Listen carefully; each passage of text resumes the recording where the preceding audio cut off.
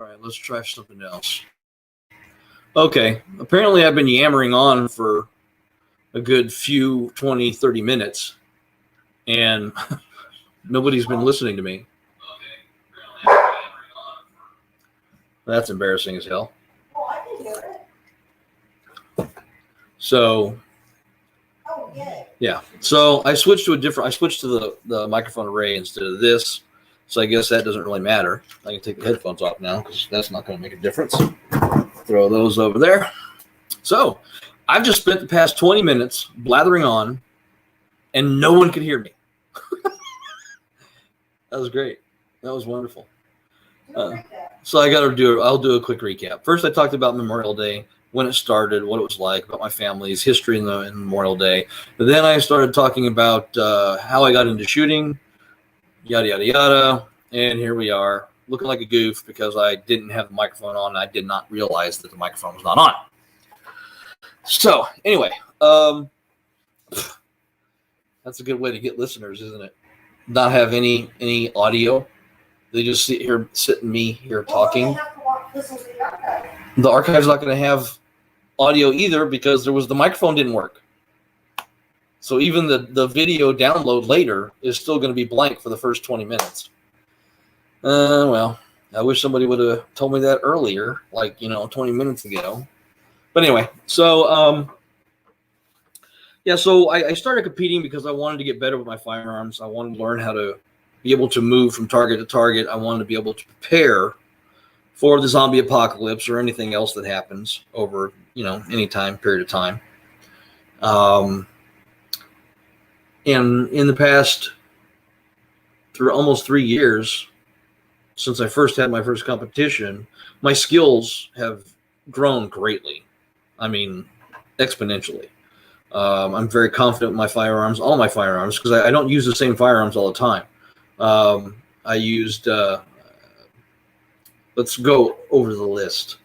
Okay, I first started out, I was using this Smith & Wesson M&P 15 Sport 2. It was pretty much stock with a red dot. 30-round magazines, that kind of thing. Eventually, because I figured I would need a tripod, I got a different rail system for the front. Unfortunately, I didn't choose a rail system that was free-floating. So whenever I put a bipod on and I get down on the ground, it would skew my shots because the rail system was actually skewing the barrel.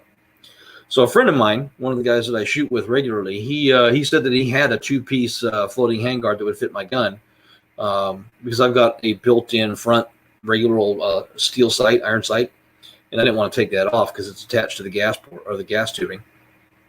So he said he had one of those and he sold it to me for like $40. And so I put that on there and zeroed my rifle and everything. And from that point on, I was hitting stuff at 300-400 yards easy. For my handgun, I started out with the Smith & Wesson MP9, which is a decent little handgun, very reliable. But I just, I went into the gun store and saw a Canik TP9 SFX, and I fell in love with it right then and there. So I picked that up and started using that. But the MP9 works. Some people at the range actually use an MP9 for competition. And for the shotgun, my first shotgun was a Mossberg 930. It was a tactical version, so it was a 7+1, which helps, especially when you have to do reloads. Problem is I couldn't reload really fast. So I was wasting 10, 15 seconds every time I had to stop and reload because I just could not get down grabbing a hold of 2 to 4 of those shotgun shells and slamming them in there like the professionals do. So I had trouble with that. And then I found the Mossberg 590M, which is a mag-fed pump shotgun. It's got 5-round, 10-round, and 20-round magazines. So you don't really have to reload a lot unless you've got a heavy stage. But it's a little slower because it is a pump shotgun. I found my weakness with that one isn't necessarily shooting the targets on time. It's when you have to go hit a popper and then a clay right afterwards. That becomes a little difficult with a pump. So a friend of mine named Dale one of the other guys I shoot with, and I shoot with a lot of people, showed up one day with what's called a Rock Island Armory VR80 semi-automatic shotgun, and it's based on the AR platform. So it uses magazines, and it acts just like it's an AR-15 or an AR-10. So I took my Mossberg in, and for those of you who don't know, my sponsor is the AJI Sporting Goods. See the logo right here. And if you're looking at my regular YouTube channel, you'll see that I always talk about them whenever I'm doing stuff. He actually ordered one, and he did a complete swap over with me. I basically traded in my Mossberg 930. I had modified it and upgraded it to accept speed tubes, so you could slam 6 rounds into it like that without having to be in all the different other things. So I traded that over and got the VR80. The VR80 was a little fidgety at first. The 19-round magazines are a split-round magazine, so you have 2 pieces basically. And it also has a hold-open lever at the top of the magazine so that the bolt stays open on the last round, after the last round, which actually caused more problems. So I got with Dale at one of the matches, and he showed me how to reconfigure the 19-round mags to make it work better. So I did all the suggestions that he told me to do and everything. And since then, the 19-round magazines have not been an issue. I also picked up a 20-round drum from Tooth and Nail, which is a lot of fun. It's a lot easier to maneuver than the 19-round magazine, because the 19-round magazine hangs out the gun quite a ways. The drum is, compact and close up to the weapon, although it's a little harder to pop the drum out than it is a magazine because of the weight.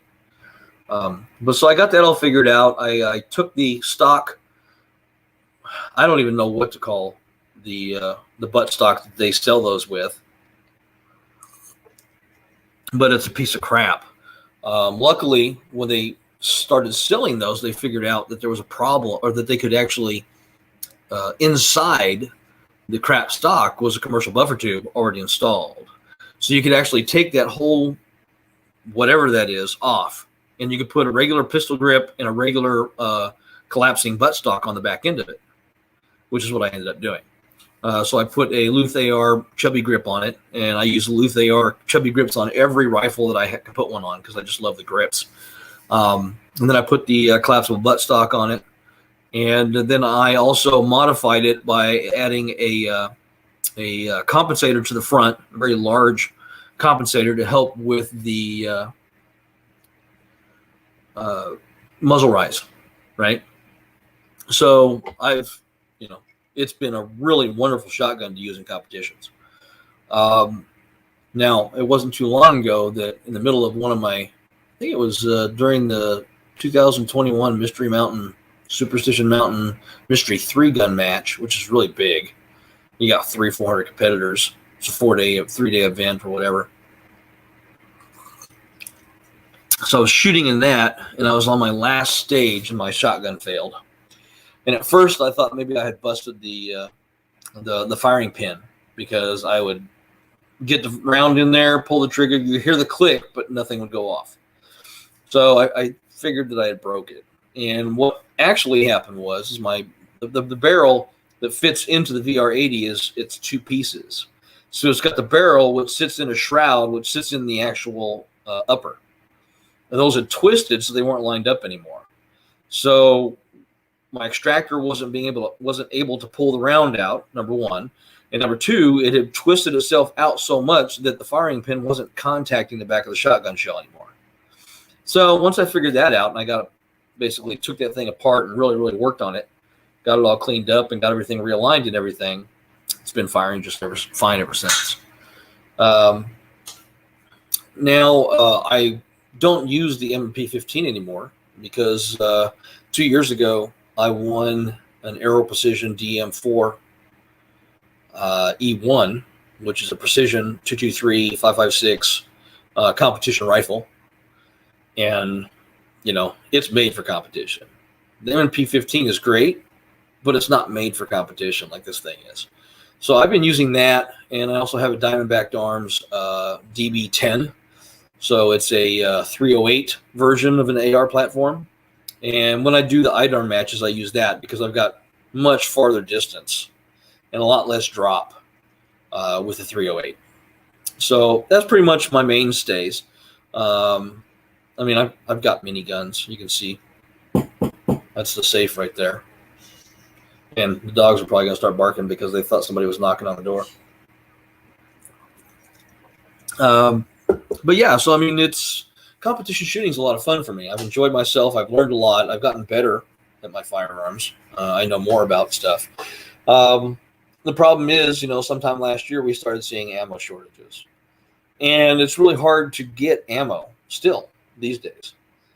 Now, the Superstition Mountain Mystery 3-Gun 2021 version, which was just this past March, I'm one of the staffs, so I'm a range officer on one of the stages during the main match.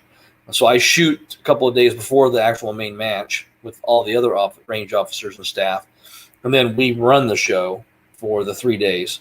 We had a really nice time, got to meet Jerry Mikulek again. Mikulek? Yeah, that too. I can't ever pronounce the last name. Hell of a shooter, though. It was really, really an experience actually seeing him shooting in person, not on YouTube, but like in real life. He broke our stage, so he got a reshoot because he broke one of the props. Yeah, it happens to everybody. But yeah, so because of the ammo shortage, one of the things I looked for at the staff prize table this year was reloader. Because honestly, if I can't make my own rounds and everything goes, pretty much the way of the dodo, I'm out of ammo. So they happen to have on the prize table a Hornady Lock and Load Classic, single stage, which is great since I've never actually made ammo before. So it's been a really good learning experience. You can see most of the stuff back here behind me, my ammo or my powder dispensers, my press is right here. I've got my other equipment up here, my trimmers for rifle rounds, stuff like that. I got my dyes, ultrasonic tank tumbler, wet tumbler. Go with the wet tumbler if you can because it's so much better than dry tumbling. And believe it or not, you can use a dehumidifier or a dehydrator to dry your brass after you clean it. It makes it much, much easier. So I started looking at how to make ammo. A friend of mine who lives just down the street, John, he's one of the guys I shoot with all the time. He's just a really good guy. He was helping me figure out what I needed to do. So that was in March. So between then and now, I'm actually to the point now where I can actually make 9mm, 45, 38 special, 223, and 308 rounds. It's taken a lot of time, effort, money, you name it. The hardest part was finding primers. Can't find primers anywhere. Everybody's sold out of primers. So it's really hard to find them. It's really hard to get them. And if you do find somebody that has them, they're charging, 5 times what you would normally pay for them. And I'm not going to spend $200 for 1,000 pistol primers when they used to be $49.95. And the same for rifle primers, stuff like that. Now, I was able to get some. John gave me about 800 small pistol primers and 1,000 small rifle primers. And then not long after that, I bought 1,000 large pistol and 1,000 large rifle primers from another guy who shall remain nameless because I don't want to, people don't want. I don't want people to go try to get his primers because he's got a lot. Anyway, so I've actually finally I got all the dies set up and everything, and I can slowly produce because it's a single stage. You got to do each stage at a time. So on your handgun stuff, you got to pop all your caps out first. Then you got to clean the brass. Then you have to, clean the primer pocket. Make sure that the ammo, I've got gauges so I can make sure that they're not expanded too much, so they won't fit in the gun. There's a lot more going into it than I actually thought there would be. So, it's not a bad thing. I'm kind of enjoying learning and kind of creating my own ammo.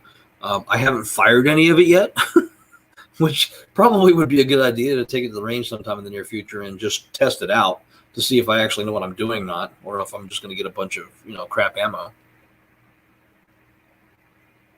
But that's one of the things that, I've been doing over the past 6 months is just trying to, prepare just in case. Now I started going on TikTok, and of course, the first time I went live on TikTok, I got banned because apparently if you show a firearm on a live feed in TikTok, they throw your ass off, which I think is funny because all of my videos and stuff like that from matches, photos and stuff like that show me shooting guns. But you show a gun on a live stream and all of a sudden it's illegal, which is a bunch of bunk as far as I'm concerned. So that's pretty much where I stand with that. And I started getting a good following of Second Amendment people. And I've started, I think, convincing a lot of those people that there are liberals out there like me that will stand right next to them in defense of our constitutional rights without hesitation. And it's a long road. It's going to take time. And I'm hoping over the future, I'll be able to bring some of those folks that I've met or that I've shot with and hang out with, etc., onto the show. So we can actually have more than just me sitting here blathering on, especially for 20 minutes without any audio, just to, give perspectives and come up with ideas and solutions for the Second Amendment community. Because there's a lot of us out there. There's millions of us. And that's one of the things that I've noticed too about when I go to the gun range and when I'm shooting and competing and stuff like that is there's not a lot of political talk at the range. I mean, we're all shooters. We're all there for the same reason. We're all Americans, right? And I've noticed that you figure out eventually who your conservatives are based on what kind of clothing they wear. If they're wearing a MAGA hat or 3%er shirt or any of that kind of stuff. But the funny thing is that nobody seems to care what your political affiliation is on the range. So, I mean, I'm one of those liberals that's there. This guy, Milton, he's a fun guy. He's hilarious. He's a liberal. And the only time we really talk about political leanings and stuff like that is if we're poking fun at each other, in jest. It's not real, where we're calling each other names and shit like that. We're just kind of, poking fun at each other and calling each other names just out of fun. It's a camaraderie thing. And I think that's one of those things that we've lost a lot of over the years is camaraderie. And, of course, our humanity. It's real easy to get up and bitch at somebody and call them names and shit like that when you're behind a keyboard. Okay? Yeah, come to my face and say shit like that. It doesn't happen. You don't have people from Facebook driving over to someone's house and well, I mean, there probably has been some cases. But for the most part, you don't have people doing that because that's not the way we react in society. That's one of those things that they do online, which is stupid as far as I'm concerned. Like my cup, Scooter's Brass cup. Mrs. Scooter had these made for us for Scooter's Brass. So it's going to be a short show today. I didn't really have a whole lot to talk about. I'm going to hopefully for next week have a couple of topics to go over and talk about, and maybe I can get somebody to be on the show with me. I'm hoping to. But I'm just, this was basically just testing the waters to see if it was going to work. You can't really tell if it's all going to work out unless you actually do it. And of course, the first 20 minutes I was totally silent. But, that's the past, right? So let's forget about that. But I hope you enjoyed listening to me ramble on. If you have any questions or comments, feel free to email those to me at scootersbrass@gmail.com. You can find me on Facebook for Scooters Brass, and you can find me on YouTube as Scooters Brass. My sponsor, of course, is AJI Sporting Goods in Apache Junction. They've been really helpful. They've supported me. They give me discounts. Well, what do you expect? I'm that good to where I can get it. No, I'm not that good. But I love the guys over there at AJI Sporting. They've always been very supportive of my competition shooting, and we got them a whole bunch of shirts like these, like our shooting shirts with their names on them and everything like that. So they were pretty thrilled about that. Not as thrilled as when we bought them pizza that one time, but You know how that is. I mean, come on, pizza, really? So, but anyway, thanks for tuning in. Hope that you have a very good week, a very safe week. And please, if you have any questions or comments, feel free to put them on the YouTube channel page or the Facebook page, or just email scootersbrass@gmail.com. Have a great one.